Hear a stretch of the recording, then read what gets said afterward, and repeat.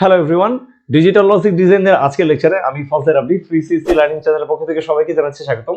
আজকে আমরা sequential logic চ্যাপ্টারে একটা গুরুত্বপূর্ণ টপিক, সেটা হচ্ছে কাউন্টারের বিভিন্ন টাইপস নিয়ে আলোচনা করতে যাচ্ছি। তো প্রিভিয়াস লেকচারে অলরেডি কিন্তু আমরা কাউন্টার কি এবং কাউন্টার কিভাবে কাজ করে থাকে, এর working principal, at the same time counter যে ফ্রিকোয়েন্সি ডিভাইডার হিসেবে কাজ করে থাকে সেটা ইন ডিটেলসে দেখার চেষ্টা করেছি। যদি না দেখে থাকেন অবশ্যই সেই ভিডিওটি দেখে নেবেন। আর ফর দ্য ফার্স্ট টাইম যারা আমাদের চ্যানেল আসেন তাদেরকে বলছি অবশ্যই আমাদের চ্যানেল সাবস্ক্রাইব করে নেবেন।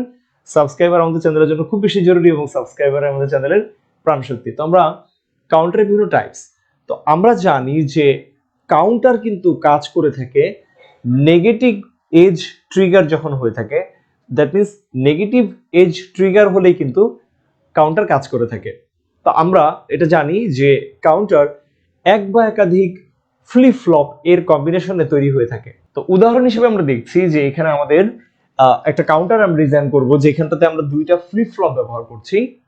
তো আমাদের এই যে ফ্লিপ ফ্লপ, সেই ফ্লিপ ফ্লপ একটা কি করছে, এক্সটার্নাল সোর্স থেকে ক্লক পালস নিচ্ছে।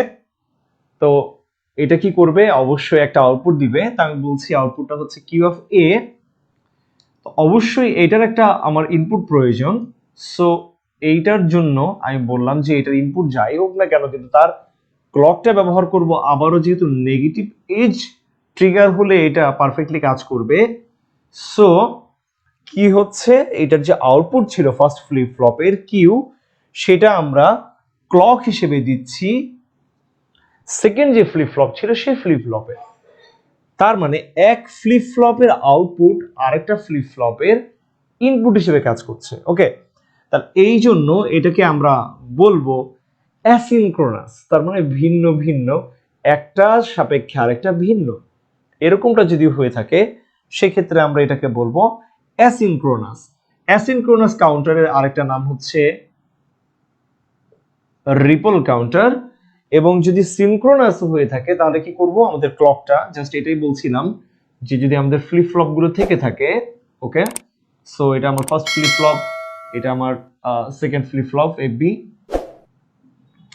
তো এইখানে যে ক্লকটা দিব আমি এবং এখানে যে ক্লকটা ব্যবহার হবে সেই ক্লকটা কেমন, যে একটা কমন একটা আমি ক্লক পালস সবার জন্য দিব। যদি আরো থেকে থাকে, সাপোজ এখানে আমার থার্ড যে এফ সি বলছি, ফ্লিপ ফ্লপ অফ সি, সেক্ষেত্রে তার জন্য কি হবে, তার জন্য যেই আমার এটা সিনক্রোনাসলি, দ্যাট মিনস একটা কমন ক্লক সিগন্যাল সবাই পাবে, এটাকে আমরা বলছি সিনক্রোনাস কাউন্টার।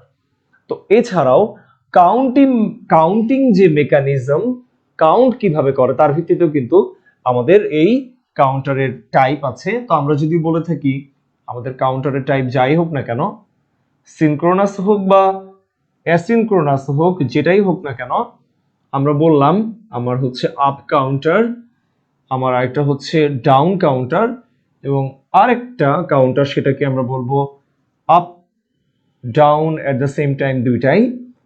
তো আপ কাউন্টারের বিষয়টা হচ্ছে এই কাউন্টার কি করে থাকে আমার ইনক্রিজিং অর্ডারে, দ্যাট মিনস আমি যদি বলে থাকি 1 দেন 2 3 4 5, ওকে, এইভাবে আস্তে আস্তে ইনক্রিজিং অর্ডারে এটাকে কাউন্ট করতে থাকে। অথবা সিকোয়েন্স ভিন্ন হতে পারে, লাইক 4 থেকে শুরু করলাম, 4 5 6 7 8, এইভাবে ইনক্রিজিং অর্ডারে যেটা কাউন্ট করতে থাকে সেটাকে আমি বলবো আপ কাউন্টার।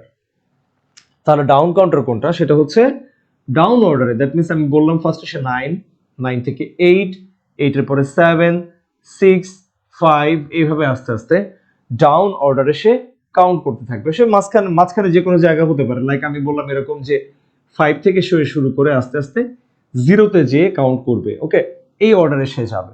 আর আরেকটা হচ্ছে আপ এবং down at the same time, up down দুইটাই। সেক্ষেত্রে এই ধরনের কাউন্টারগুলো দুই ধরনের ফাংশনালিটি তার থাকে, যে এই ধরনের কাউন্টারগুলো চাইলে আমরা আপ কাউন্টার হিসেবে ব্যবহার করতে পারি, ডাউন কাউন্টার হিসেবে ব্যবহার করতে পারি। একটা কাউন্টারের মধ্যে মোটামুটি সব ধরনের মেকানিজমই দিয়ে দেওয়া থাকে।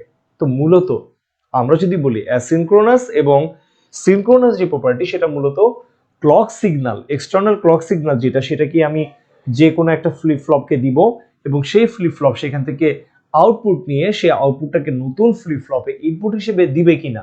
ওকে, দ্যাট মিনস একটার আউটপুট আরেকটার ইনপুট হিসেবে গৃহীত হবে কিনা, যদি হয়ে থাকে সেটা অ্যাসিনক্রোনাস বা রিপল কাউন্টার। আর যদি একই ক্লক পালস সবার জন্যই কমনলি দেওয়া হয়ে থাকে, সেটাকে আমরা বলবো সিনক্রোনাস কাউন্টার। তো যাই হোক, এই লেকচারে কিন্তু আমরা আমাদের কাউন্টারের যে বিভিন্ন ধরনের টাইপ বা বিভিন্ন ধরনের ধরন কি হতে পারে সেটা নিয়ে আলোচনা করার চেষ্টা করেছি। তো আশা করা যায় লেকচারটি আপনারা বুঝতে পেরেছেন। নেক্সট লেকচারে আমরা সিনক্রোনাস এবং অ্যাসিনক্রোনাস যেই কাউন্টার তার যে বিভিন্ন পার্থক্য, কি টাইপস হতে পারে এবং এর মেইন ডিফারেন্স গুলো নিয়ে কিন্তু আমরা আলোচনা করব। তো আশা করা যায় যে লেকচারটি আপনাদের ভালো লেগেছে। যদি ভিডিওটি ভালো লেগে থাকে অবশ্যই ভিডিওটি লাইক করবেন, শেয়ার করবেন, আমাদের চ্যানেলটা সাবস্ক্রাইব করে রেখে বেল আইকন প্রেস করে রাখবেন যেন যে কোনো ভিডিও আসলে খুব ইজিলি আপনারা এগুলো নোটিফিকেশন পেয়ে থাকেন।